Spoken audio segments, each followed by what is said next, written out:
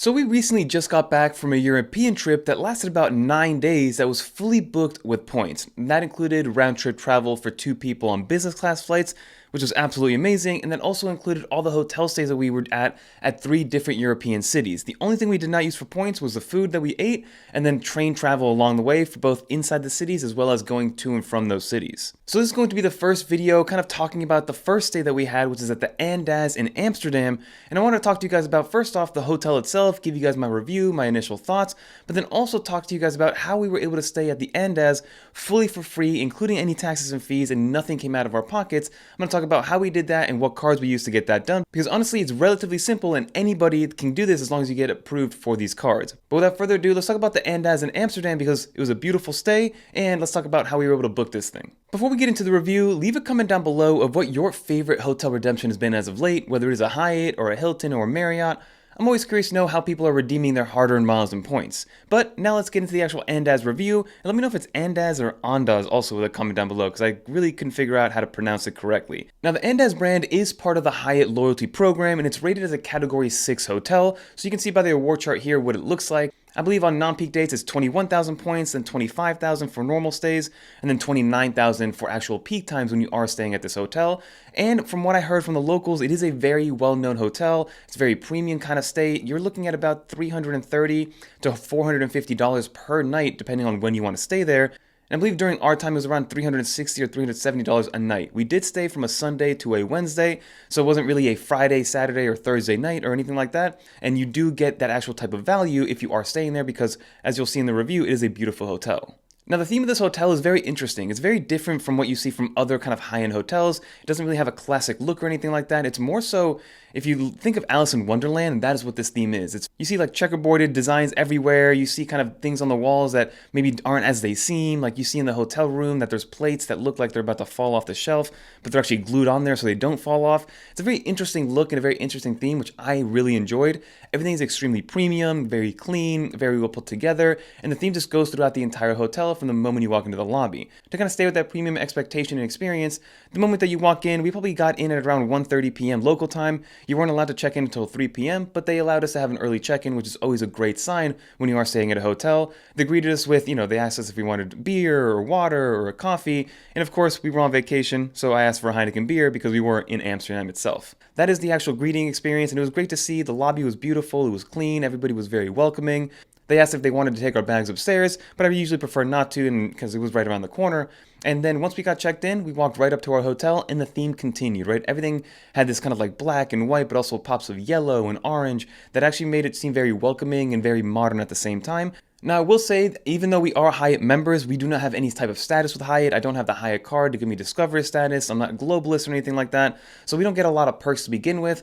They did mention during check-in that they saw that I actually booked with points, which was totally fine. But then they asked us if we wanted to upgrade our room for 60 euros per night if we wanted to get a view for the outside. Because we did have a view of the atrium itself, so we weren't seeing anything outside. We didn't actually upgrade, but that offer was there. But because we weren't maybe a globalist or anything like that, we didn't get a complimentary suite upgrade, which is something we do miss out on by not having status like I mentioned earlier. But then the room itself was great. It was very modern. It still had that same theme. And it was very unique in terms of how it was all kind of structured and how it was all laid out. You walk in and it's just one big open room. There isn't a dedicated bathroom room. There isn't like a living room or a actual bedroom. It's all just one big square and it's all fit in there. And I kind of liked how it was laid out. And it was very unique in terms of where the shower was and where the bathroom or where the vanity was. When you walk in, you're pretty much greeted with the bathroom area, right? You see right in the middle, it's kind of like on a diagonal, what I would consider, the actual vanity on one side. You have your faucet to brush your teeth and things like that. So the bathroom was kind of laid out in the open, for lack of a better term.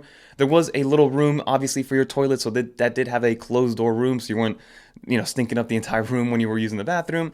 And then the actual shower itself was very cool because it had this kind of two-way mirror. So it was, not only was it a full-length mirror that went from ceiling down to the floor, but then you open it up and hidden behind that mirror is the actual shower itself, which was my favorite shower of the entire trip. Great water pressure, the waterfall was awesome. It was a very big shower, and it was just a nice kind of experience after a long day of walking and sightseeing. And then also we had a king-size bed in there. You did have a smart TV, which the smart aspect wasn't really working, but again, we weren't there to watch Netflix and just lay in bed, so that wasn't a big deal for us personally, but I could see it maybe being an issue issue for somebody who's so used to being at a Hyatt and being able to watch their Netflix and their YouTube and things like that. But then you also have a little seating area, which is kind of like a desk with a chair. You have another seating area, which has this very cool kind of like lamp that goes over that takes up a big part of the room. And then we did have our atrium view, which you see right here, which again just viewed into the actual lobby and into the bar itself. And again, the design was just very unique, from those plates that were falling off to the actual kind of half fish that was all across the actual backboard of the wall itself. All these different books that you could read if you wanted to. Everything was just kind of on point of this Alice in Wonderland theme. And they also had this beautiful outdoor garden area, which we discovered on the second night, which they didn't kind of talk about or let us know, but anybody has access to it that's staying. You kind of go to this back atrium area, which is an outdoor kind of garden, and it's, again, very Alice in Wonderland theme. When we went there at night, it was a little bit spooky, not gonna lie to you, but then during the day, it was just beautiful. It had those tulips there, which is, again, Amsterdam at this time of year is known for its tulip fields and their tulip flowers. And then they also had other seating areas and kind of like a fireplace that wasn't actually a fireplace. And everything was kind of misplaced, but on purpose. And that was, again, the theme of this whole hotel. And the hotel, in terms of location, was right in the center of Amsterdam. You were 5 to 10 minute walks from pretty much any major attraction, whether it was the Heineken Museum or the Red Light District or any canal cruises or anything that kind of you want to see in Amsterdam as a tourist, maybe being there for 2 to 3 days. You were right around the corner from the world famous Fable French fry place, which was absolutely delicious. So from a location standpoint, the Andaz is definitely the way to go. We almost stayed at the Hyatt Regency, which is, I believe, southeast and kind of out of the way, a little bit further out. And it was a category 5, so it would have been a tiny bit cheaper. But we decided we had the points in Hyatt and we had the points with Chase to actually book this hotel. So we decided to go with that location and spend a few more points to get that location and the nice experience of this Andaz hotel, because, again, it was a wonderful hotel stay overall. And now to get into the nitty gritty of how we actually booked this. Like I mentioned, this is a category 6 Hyatt hotel. So it cost us 79,000 points for 3 nights, and that was 25,000 points at the normal kind of base price, and then one peak night, which I believe was the last night we were there, which was a Tuesday night. And the hotel was actually very busy. I believe they were at capacity the entire time we were there, because we did ask for a late checkout the last night, and they weren't fully able to accommodate that. They let us check out at noon as opposed to 11, but normally when I ask for late checkout, they do give us like maybe 1 or 2 p.m. at Hyatt hotels, so they did accommodate us for about an hour, which was great because we had a later flight. Again, this hotel is normally very booked up and it's very expensive, so the fact that we were able to spend 79,000 points and save over $1,200 on the actual price of staying there was absolutely amazing, and that is the beauty of miles and points. So there was $0 that came out of our pocket to actually stay at this hotel, which, again, is amazing. And now there are 2 major credit cards that we use to really kind of accumulate Hyatt points, because there aren't too many players right now that can transfer directly to Hyatt. The only ones right now are the Chase ecosystem and then recently the Bilt ecosystem. So we basically got the Chase Sapphire Preferred, and that gives you 60,000 points sign-up bonus after spending, I believe, $4,000 in 3 months, which honestly, depending on who you are and what your spending is, it's not that difficult to reach. There's some other credit cards that make it much more difficult to reach those sign-up bonuses, but basically, that gets you 60,000 points. And then we also get the Bilt card, which is a zero-fee annual card that allows you to pay rent and then accumulate points for your rent and then transfer those out to Hyatt. So we accumulate basically 50,000 points from Bilt every single year just by paying our rent as we normally would, and then plus the 60,000 points you get from the actual Chase Preferred or the Chase Sapphire Reserve, depending on which one you want to go with. I do recommend the Preferred if you're starting out, and I will link a video for that one down below if you guys want to check out my Preferred versus the Reserve card, because each one of those has their own perks and bonuses, but one of them is $550 and the other one is only $95, so depending on who you are and how much you travel, they each have their own benefits, and I'll leave that video down below. But after you get your 60,000 points and then your 50,000 from Bilt, you have 110,000 points you can transfer over to Hyatt. So we could have stayed maybe an extra night, or maybe we could have milked another night in somewhere else if we wanted to. But again, those are the 2 main cards that I use to accumulate Hyatt points. Now, there are some other cards that I use day to day, like a Chase Ink Preferred or a Chase Freedom Flex, depending on what quarterly categories we have, to kind of give us some more points along the way. But those are the 2 major cards that really gives you some chunk of points to be able to stay at Hyatt hotels.